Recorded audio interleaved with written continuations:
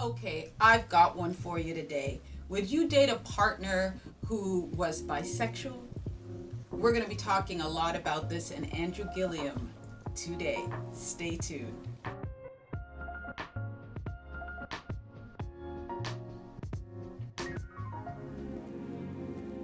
There has been a scandal that has rocked the whole political race, and I believe it's something that we in the community need to be talking about. We have the infamous Andrew Gilliam, and if you haven't heard that name yet, let me tell you a little bit about it. Andrew Gilliam was the thinking, at least, they thought he might have been the next black presidential candidate for the 2024 elections, and he lost by a hair the governor's race of Florida. He is actually the mayor or the former mayor of Tallahassee. He is a married man who just got caught up in a mega scandal. He was found about 6 months ago now, is probably in the beginning of this whole COVID thing. He was found passed out in a compromising position with a male escort and a friend of his. Were at a party in Miami. And it really was leaked to the public and caused a big hoopla. Now, through this whole process, his wife, RJ Gillum, has stayed just poised and absolutely amazing. Andrew definitely was whisked away in the midst of all of this, and he sat down for his first candid interview, and I give him that. It was really something to see, with Tamron Hall, and he talked about the last several months after coming back from rehab and having to face the totality of what has happened in this space. He sat down with Tamron, and his wife RJ was right by his side. Andrew told RJ that he identifies as a bisexual man. And to be very honest with you, when you didn't ask the question, you put it out there, is whether or not I identify as gay. And the answer is I don't identify as gay, but I do identify as bisexual.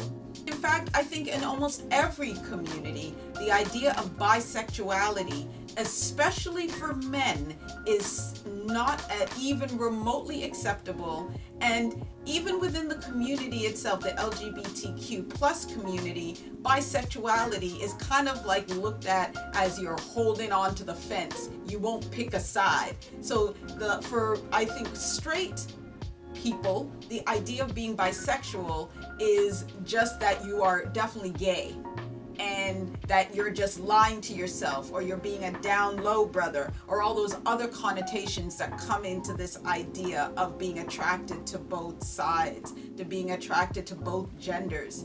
And I think it's really time for us to have a discussion about our idea of sexuality. There is a scale that was developed in 1948 called the Kinsey scale, and by a sexologist. He was named Alfred Kinsey. Now, Alfred was really trying to kind of come up with something that will allow us to offer some measurement into the realm of sexuality. And if you've ever watched a movie and you've seen a sexy guy and a sexy girl, and you found yourself looking at both of them and able to admire their sexuality, well, you know what? That may mean you don't sit 100% on one side of the scale. Very few of us do, if we're honest. Sexuality is a scale. There are some people who can be 100% absolutely heterosexual, and then there's others of us that, kind of may feel and find themselves attracted to other spaces. This is my breakdown as of KerrySutraTV.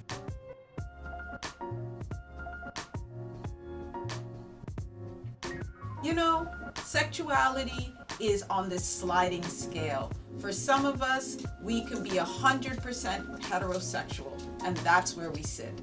For others of us, we can be kind of, attracted to the opposite sex, but it never be something we'd actually act on. And that's if you sit anywhere between the 1 to 2 range. If you are in the 2 to 3 range, well, you know, you might have had a couple of encounters in college, you know, one way or the other. If you sit in the 3 range, you are completely bisexual. You are attracted to both sexes, and it's not a thing for you. You will experience pleasure on both sides. If you're on the 4, then you lean definitely more towards being attracted to the same sex. And if you're at a 5, you're probably even more that way. And number 6 is 100% you are totally homosexual and you are only attracted to your own sex. Now, why this has to be a problem, or even us discussing this idea of scale, plays into the programming that we have, and especially amongst our own in this community, where we believe in the Black community and BIPOC community, where it's such a taboo to be able to create and play into the real spaces of who we feel we are. Bisexuality is just one other space. It is so okay to be able to feel into this reality and our truth. And I believe that the conversations that we need to have about it start with us in this here and now. Andrew talks about that he was so broken in the space of when this came down on him, and not because of his act of being caught out there. What it was what was being said about him living a lie. And here is another interesting part of this scenario. A lot of people thought that he had lied to his wife. A lot of people were really getting down on him because it was seen as a betrayal to, you know, his family, that he had been cheating on her. And in reality and totality, and I suspected it, she knew.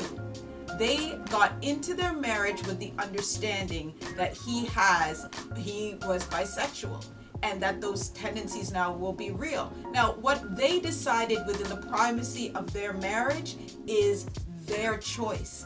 And what I see it as is a celebration. She has stood RJ like a rock beside her husband in this space. She has been able to ground him as he has to navigate the shame, the entire space of coming out in such a public way, and has been stripped and just laid bare. He has had to come as he is into this moment, and she has stood by his side. And what that speaks to, whether we understand it or not, is that they, in their relationship, have chosen to be completely honest and transparent for themselves. I celebrate because they have created a relationship that stands on the merit of trust and intimacy, and allowing for polarity in that space in how they are choosing to create it. To me, that is love in the highest form. We all want to be able to be accepted in our love relationships. We all want a marriage that's going to really reflect our truth and how we want to be seen. And I believe that that is exactly what they have really created. It's a testament to what love can be. He has stood in the face of all of his travesty in this. They have had to stand together in front of their children, in front of their nation, and still they stand together. For all of us who are in criticism of it, how many of you could say that you could be loved with that much compassion, with that much candor? They can. So the next time you want to judge bisexuality, I offer to you to think again, to look within yourself and see where you stand on the scale. Where is it that we have developed a space where we can no longer talk about what this truth can look like? If you like this video, please click the bell, like and subscribe, because when you do that, it really works with the algorithms on YouTube and it gets this video out there. I want to spread the love, and I love us vibing together. I really do. And we're going to talk a lot more about gender and about sexual identity and how we are starting to view this in a new and fascinating ways. It's not just black and white. And I recognize that that can be a tough one, but it really isn't. Stay tuned for more. Bye for now.